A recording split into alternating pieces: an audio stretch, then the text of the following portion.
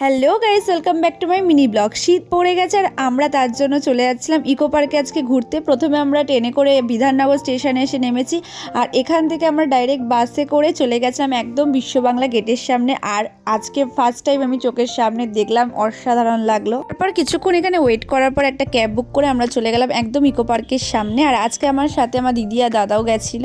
আর এই যে এদিকে মিস্টার টিকিট কাউন্টারে টিকিট কাটছিল, আর চারপাশটা দেখো কি ভীষণ সুন্দর, আর ভেতরটা তার মানে আরোই সুন্দর। তারপরে আমরা টিকিটটা দেখিয়ে ভেতরে ঢুকে গেলাম, আর এই যে ঢুকতেই সামনে একটা কি ভীষণ সুন্দর নদী, আর চারপাশটা দিয়ে কতটা এরিয়া জুড়েই পার্কটা দেখতেই পাচ্ছ। আমরা কিন্তু পুরো পার্কটা ঘুরে শেষ করতে পারিনি, কারণ অনেকটা জায়গা নিয়ে পার্কটার ভীষণ সুন্দর। আর এদিকে ঘুরতে ঘুরতে একটা সুন্দর দোকানও দেখলাম। আর আমরা যেহেতু সকালবেলা বেরিয়েছিলাম, সেরকমভাবে কোনো টিফিন করা হয়নি, তো আমরা একটুখানি টিফিন নিয়েছিলাম। প্রথমেই নিয়েছিলাম একটা হচ্ছে চিকেন কর্ন পিৎজা আর একটা চিকেন স্যান্ডউইচ।